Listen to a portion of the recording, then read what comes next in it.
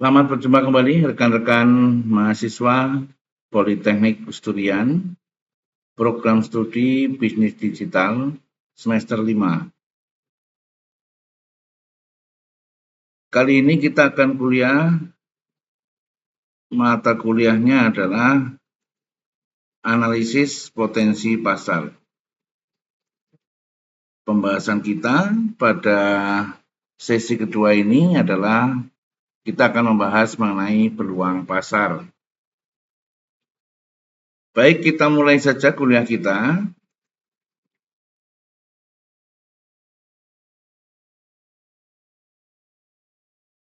Memahami tren pasar dan industri. Strategi analisis peluang pasar adalah langkah penting dalam kegiatan bisnis kita.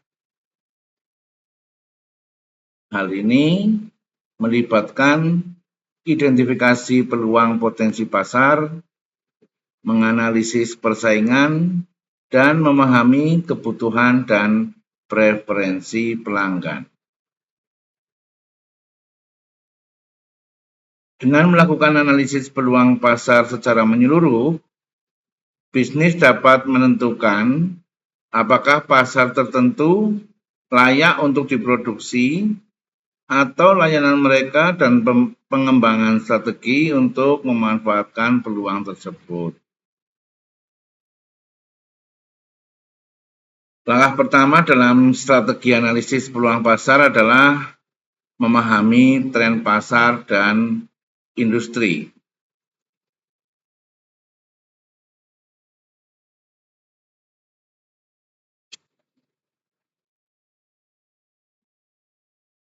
Bisnis perlu melakukan riset pasar untuk mengumpulkan data dan informasi tentang ukuran pasar, potensi pertumbuhan, dan tren pasar secara keseluruhan. Informasi ini dapat membantu bisnis menentukan apakah pasar tertentu layak dikejar atau tidak. Selain itu, bisnis perlu menganalisis tren industri untuk memahami bagaimana pasar berkembang dan mengidentifikasi potensi ancaman dan peluang.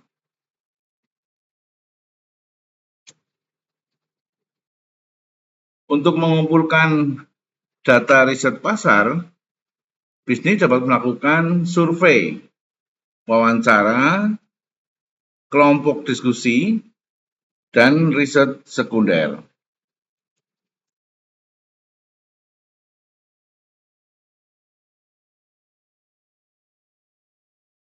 Mereka juga dapat menggunakan berbagai alat dari platform seperti Google Trends untuk mengumpulkan data tentang volume pencarian, minat, dan popularitas produk atau layanan tertentu. Ya, jadi aplikasi atau platform Google Trend ini bisa untuk kita melihat kecenderungan para konsumen itu minatnya kemana gitu ya, dan produk apa yang lagi paling populer saat ini. Dengan menganalisis informasi ini, bisnis dapat menentukan apakah ada kebutuhan untuk produk atau layanan mereka di pasar. Berikut adalah beberapa hal yang bisa kita lakukan untuk memahami tren pasar demi mendukung strategi analisis peluang pasar.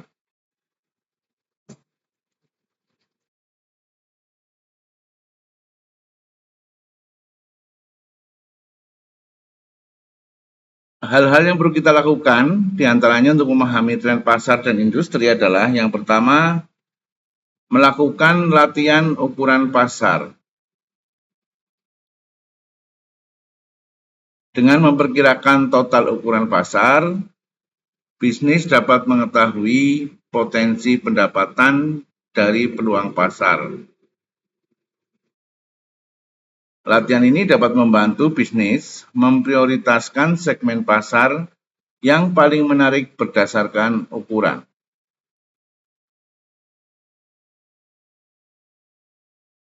Yang kedua, menganalisis potensi pertumbuhan pasar. Bisnis perlu memahami potensi pertumbuhan pasar untuk menentukan apakah pasar tersebut layak dikejar atau tidak.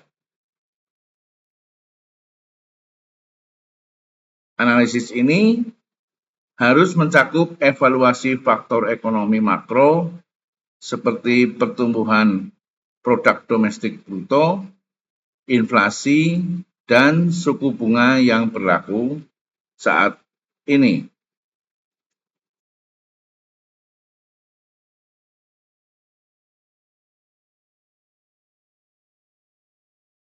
Yang ketiga, mengevaluasi tingkat kejenuhan pasar. Bisnis perlu mengevaluasi seberapa jenuh pasar dan apakah ada ruang untuk pemain baru. Jika pasar sudah terlalu padat, mungkin akan sulit bagi pendatang baru untuk mendapatkan pijakan ataupun mendapatkan peluang di dalam segmen pasar tersebut.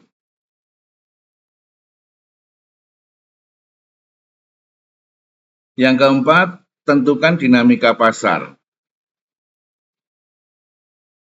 Memahami dinamika pasar penting bagi bisnis untuk memprediksi bagaimana pasar akan berkembang di masa depan. Hal ini termasuk menganalisis tren pasar, pendorong, tantangan, dan peluang.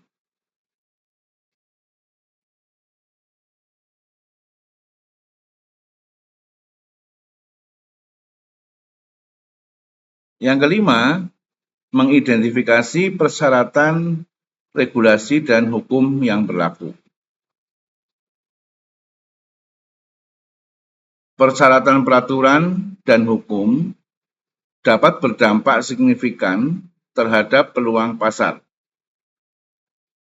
Sehingga bisnis perlu memahami peraturan saat ini yang berlaku dan peraturan potensial yang dapat mempengaruhi masuknya mereka ke pasar. Artinya masuknya para pesaing ataupun para pelaku-pelaku bisnis yang lain.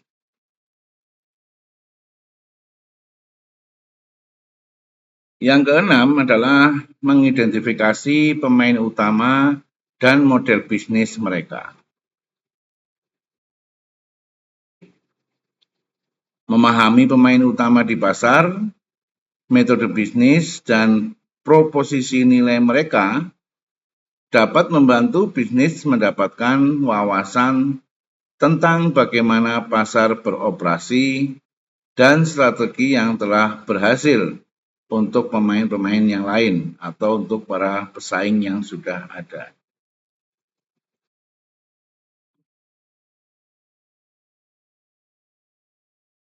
Dan yang ketujuh, menganalisis model penetapan harga dan pendapatan.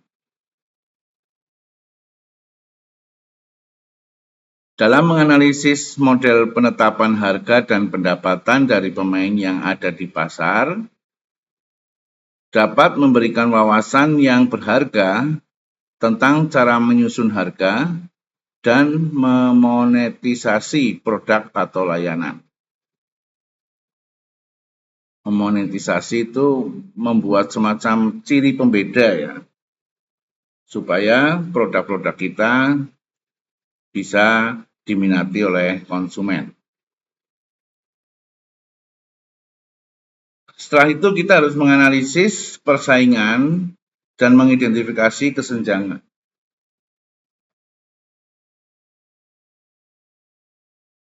Setelah memahami tren pasar dan industri, bisnis perlu menganalisis persaingan dan mengidentifikasi kesenjangan di pasar. Hal ini melibatkan identifikasi pemain utama di pasar, pangsa pasar, kekuatan, dan kelemahan mereka. Bisnis dapat melakukan analisa SWOT untuk memahami kekuatan, kelemahan, peluang, dan ancaman dari para pesaing mereka.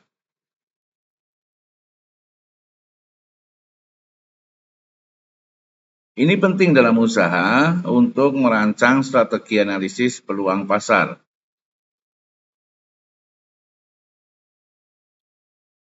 Mengidentifikasi kesenjangan di pasar melibatkan pemahaman akan kebutuhan dan preferensi pelanggan. Ya, preferensi adalah sesuatu yang diharapkan oleh pelanggan yang saat ini tidak dipenuhi oleh pesaing yang ada. Jadi kita bisa bermain di sini di mana preferensi pelanggan apabila ada yang belum terpenuhi oleh pemain lain ataupun oleh pesaing kita, maka kita bisa memanfaatkan preferensi pelanggan yang belum terpenuhi itu sebagai nilai lebih produk-produk ataupun jasa yang kita tawarkan kepada konsumen.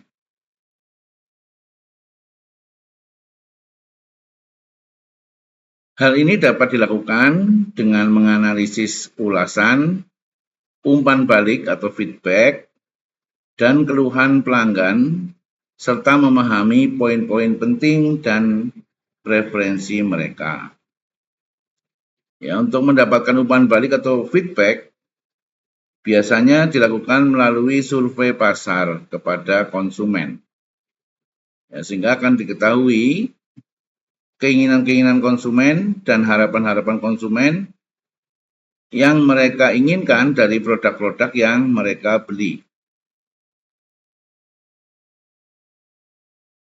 Dengan mengidentifikasi kesenjangan di pasar, bisnis dapat mengembangkan proposisi penjualan yang unik, ya, atau USP, Unique Sales Proposition, yang dapat membedakan produk atau layanan mereka dari pesaing.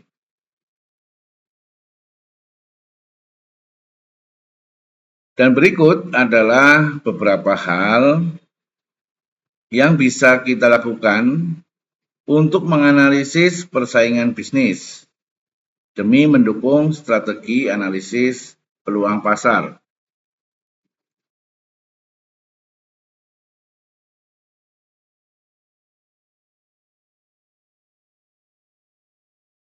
Yang pertama, melakukan analisis pesaing. Bisnis perlu melakukan analisis pesaing secara menyeluruh untuk memahami kekuatan dan kelemahan mereka. Strategi penetapan harga yang mereka tetapkan, kemudian kampanye pemasaran dan fitur produk. Analisis ini membantu bisnis mengidentifikasi peluang.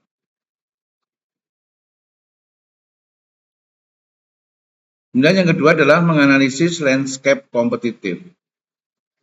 Landscape itu sebenarnya kan semacam tata letak ya, posisi-posisi, positioning masing-masing pesaing dan posisi produk kita.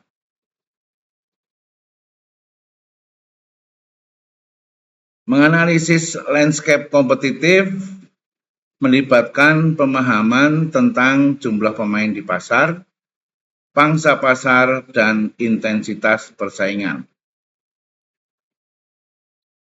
Analisis ini dapat membantu bisnis mengidentifikasi kesenjangan di pasar dan peluang untuk pertumbuhan produk kita.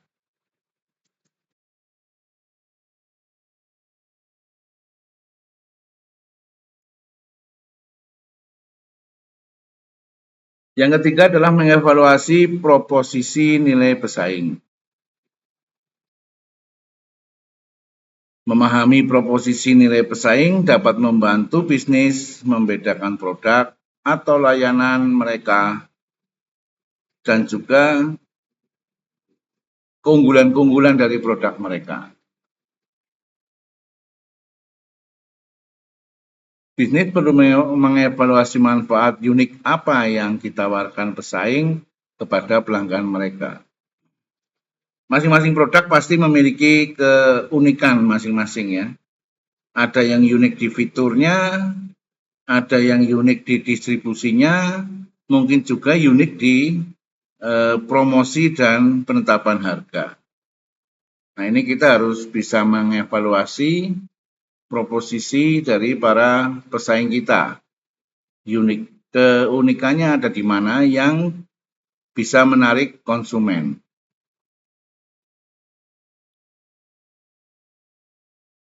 Yang keempat adalah mengidentifikasi area perbaikan.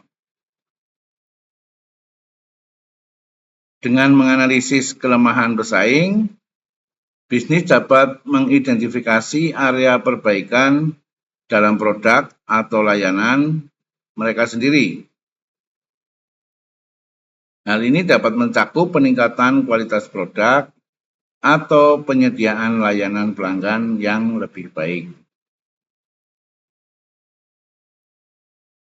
Jadi identifikasi pesaing ini tidak statis ya, tapi dinamis karena setiap saat pesaing bisa melakukan model-model teknik pemasaran yang terbaru atau update gitu.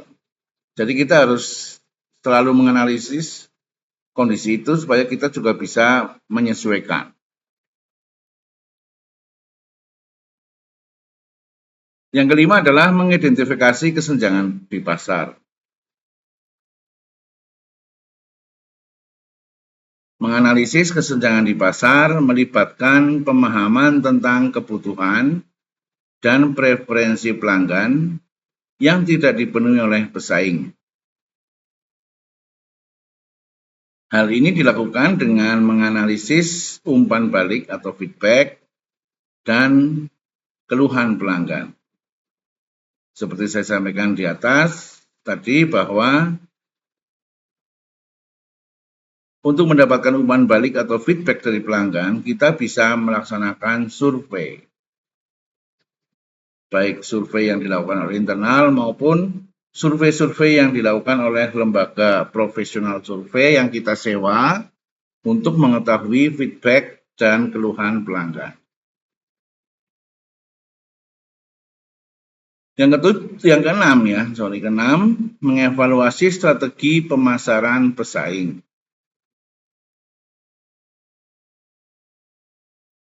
Menganalisis strategi pemasaran pesaing dapat membantu bisnis memahami bagaimana mereka menjangkau audiens target mereka dan seberapa efektif kemampuan pemasaran mereka. Ini juga penting untuk mengukur kekuatan kita apabila kita akan masuk ke area pasar tersebut. Yang ketujuh, lakukan analisa SWOT. Jenis analisa SWOT dapat membantu bisnis mengevaluasi kekuatan, kelemahan, peluang, dan ancaman mereka dalam konteks persaingan. Analisis ini dapat membantu bisnis mengidentifikasi area perbaikan dan peluang untuk pertumbuhan. Jadi kalau bicara area perbaikan ini pasti terkait dengan evaluasi atau fungsi-fungsi manajemen yang terkait dengan evaluating.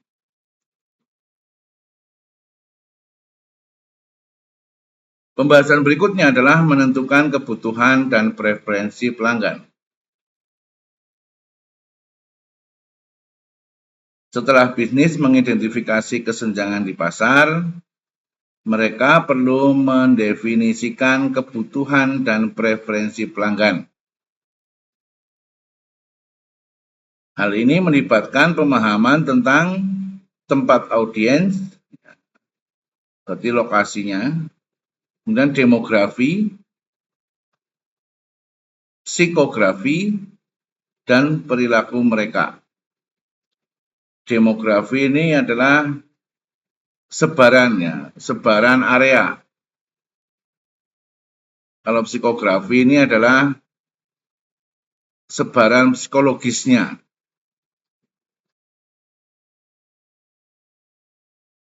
Dengan memahami pelanggan, Bisnis dapat mengembangkan produk atau layanan yang memenuhi kebutuhan dan preferensi mereka.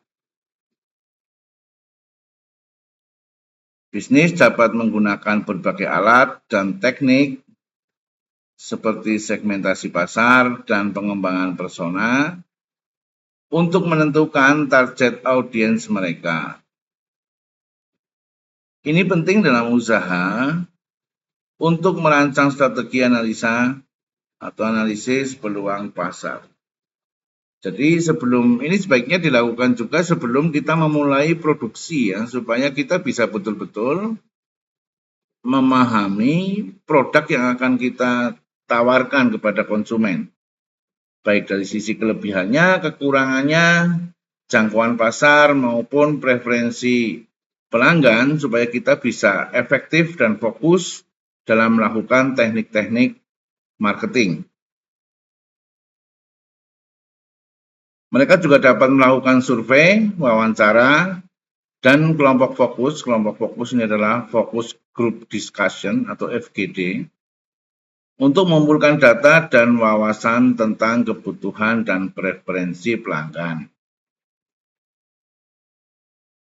Dengan mendefinisikan kebutuhan dan preferensi pelanggan, bisnis dapat mengembangkan produk atau layanan yang sesuai dengan target audiens dan memenuhi harapan mereka. Harapan mereka itu harapan konsumen.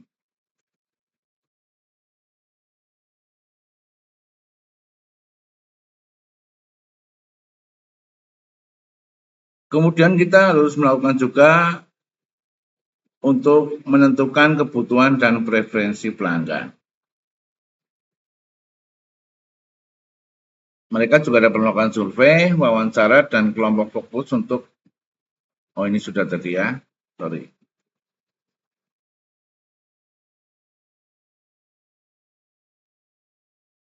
Kemudian mengembangkan strategi analisis peluang pasar. Langkah terakhir dalam strategi analisis peluang pasar adalah mengembangkan rencana berdasarkan wawasan yang dikumpulkan dari langkah-langkah sebelumnya.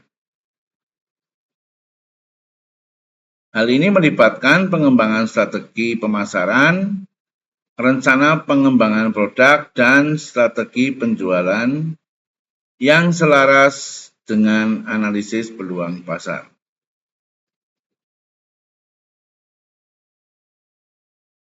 Bisnis perlu mengembangkan proposisi nilai yang jelas yang dapat mengatasi kesenjangan di pasar dan membedakan produk atau layanan mereka dari pesaing.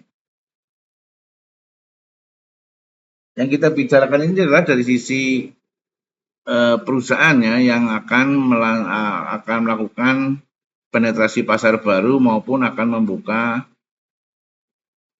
area-area pasar yang baru.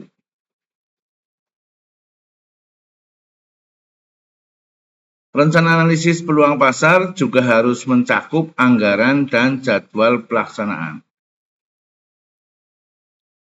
Perusahaan perlu mengidentifikasi sumber daya yang dibutuhkan untuk mengimplementasikan rencana tersebut,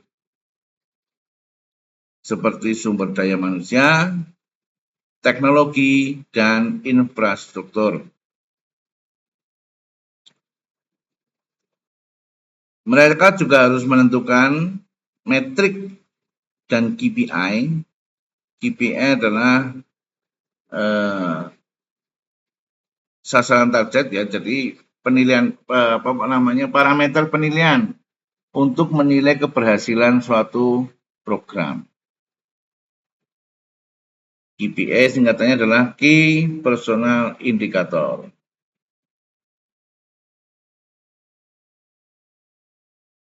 Jadi menentukan metrik dan KPI untuk mengukur keberhasilan rencana tersebut dan menyesuaikan berdasarkan umpan balik dan data. Jadi dalam pemasaran modern, kita tidak bisa hanya mengandalkan intuisi dan pengamatan secara sepintas dan sepihak. kita harus melakukan riset pasar itu berdasarkan data-data real. Data-data yang bisa kita yakini dan valid untuk bisa menentukan kebijakan-kebijakan pemasaran, khususnya kebijakan-kebijakan menentukan pangsa pasar. Kesimpulannya, melakukan strategi analisis peluang pasar secara menyeluruh sangat penting bagi bisnis untuk mengidentifikasi pasar baru, memahami kebutuhan dan preferensi pelanggan, serta tetap menjadi yang terdepan dalam persaingan.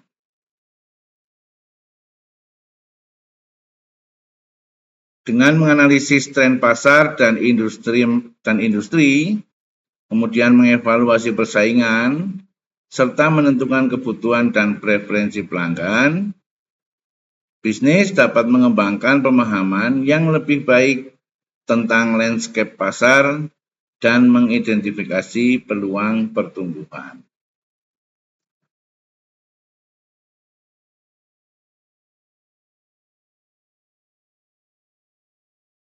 Analisis ini dapat menginformasikan pengembangan produk, strategi penetapan harga, kampanye pemasaran, dan strategi bisnis secara keseluruhan. Dengan terus memantau pasar dan mengikuti perkembangan tren industri, bisnis dapat memposisikan diri mereka untuk kesuksesan jangka panjang dan memanfaatkan peluang, yaitu peluang baru yang mungkin akan muncul.